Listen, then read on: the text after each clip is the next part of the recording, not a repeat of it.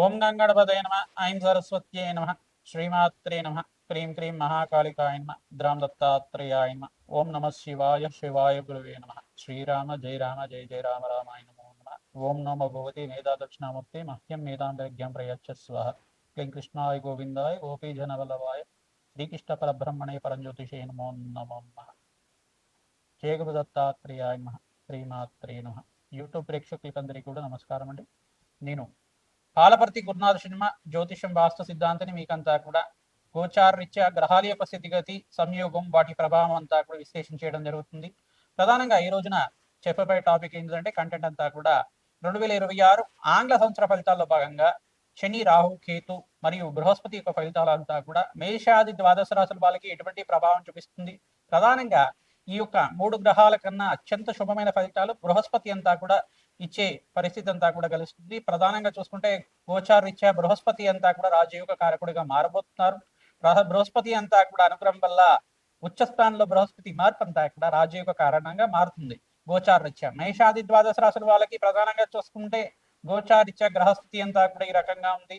మీనంలో శని యొక్క సంచారం జరుగుతుంది. ప్రధానంగా రాహు యొక్క సంచారం అంతా కూడా చూసుకుంటే కుంభరాశిలో, కేతు యొక్క సంచారం అంతా కూడా చూసుకుంటే సింహరాశిలో సంచారం జరుగుతుంది. ప్రధానంగా గోచార చక్రవశాత్తు ప్రధానంగా ధనుస్సు రాశిలో అంతా కూడా చతుర్గ్రహ కూటమి జనవరి 1వ తారీఖు నుంచి ప్రారంభమయ్యి ప్రధానంగా సూర్య బుధ అంగారకుడు మరియు శుక్రుడి యొక్క కలియుగతోటి చతుర్గ్రహ కూటమితో ప్రారంభమవుతుంది.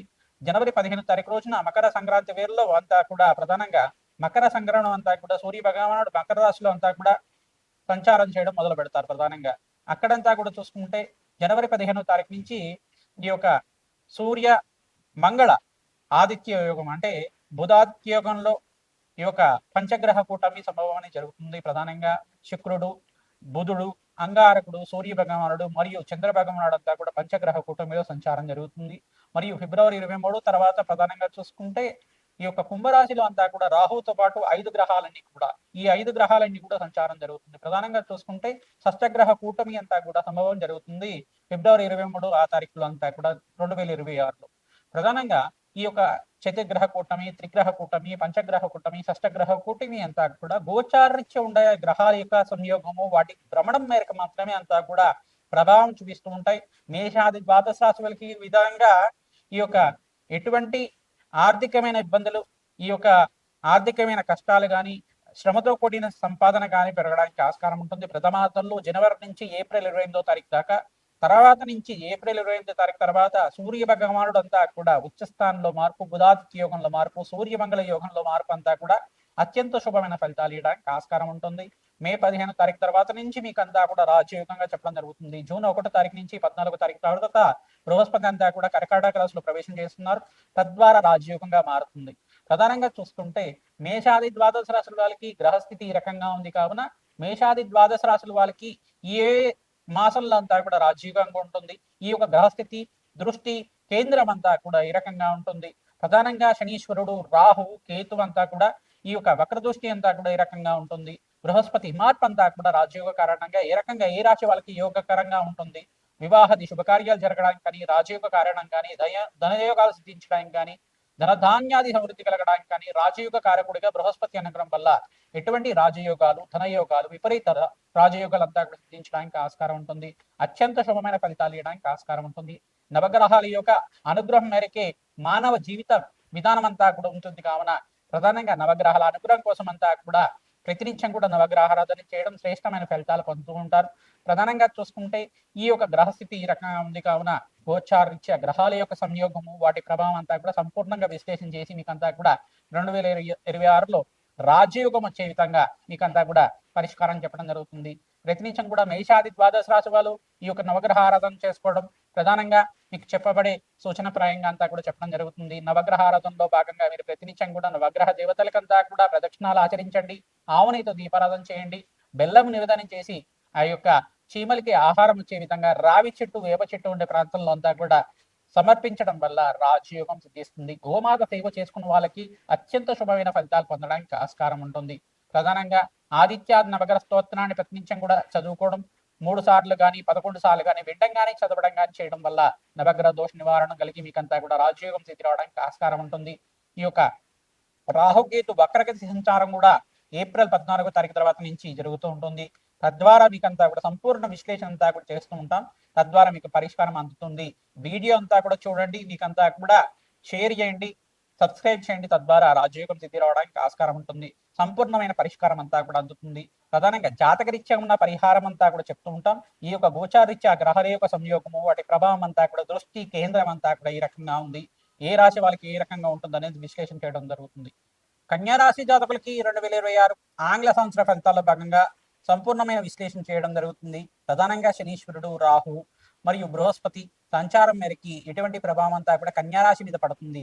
విశేషంగా మీకంతా కూడా బృహస్పతి అంతా కూడా రాజయోగ కారణంగా మారుతున్నారు. ప్రధానంగా దశమస్థ బృహస్పతి యోగం, ఉచ్చస్థానంలో బృహస్పతి మార్పు అంతా కూడా రాజయోగ కారణంగా, సప్తమాధిపతి ఎప్పుడైతే ఉచ్చస్థానంలో మార్పు జరుగుతుందో విశేషమైన పుణ్యప్రాప్తి కలుగుతుంది.